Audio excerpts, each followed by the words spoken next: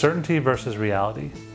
So we often think we know what's going on, and we do things and we make our whole life judgments based on what we perceive is going on with other people in reality. But this is what's called certainty. When it's just you thinking you know something that's going on.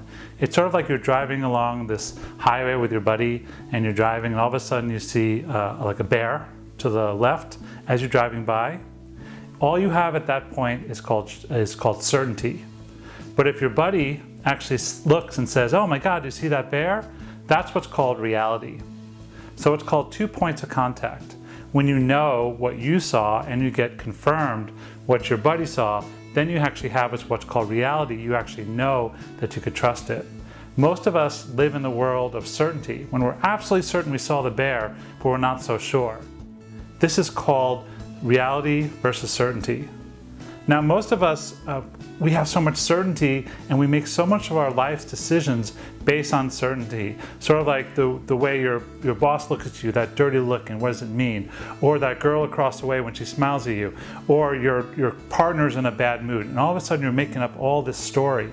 But all the story is based on certainty. You don't really know. You don't really know until you go to your boss and say, "Is anything wrong?" And they'll be like, no, I just had a bad chicken salad and my stomach hurts. Or the girl across is looking over your shoulder at another girl behind you. You know, it's like you don't really know until you actually make the contact. So the way to move from certainty to reality is to actually engage with that person where you have the question, to actually go to your boss and say, "Was there something going on?" To actually to approach that girl and say, "How's it going?"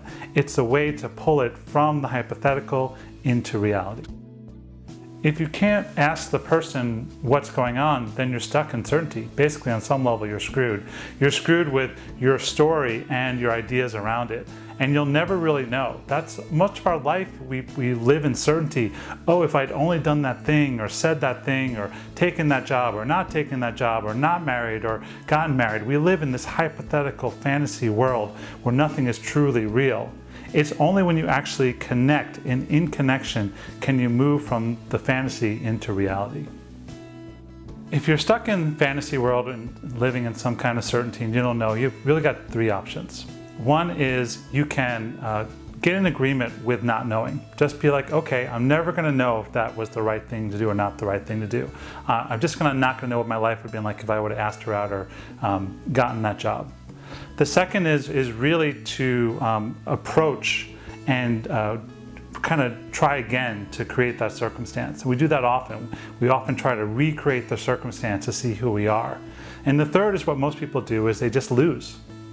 They live their life like they've lost, like there's something wrong. It's sort of like you're not in agreement with the situation, and so you're losing. So for me, it's always the first one is the easiest and the less energy.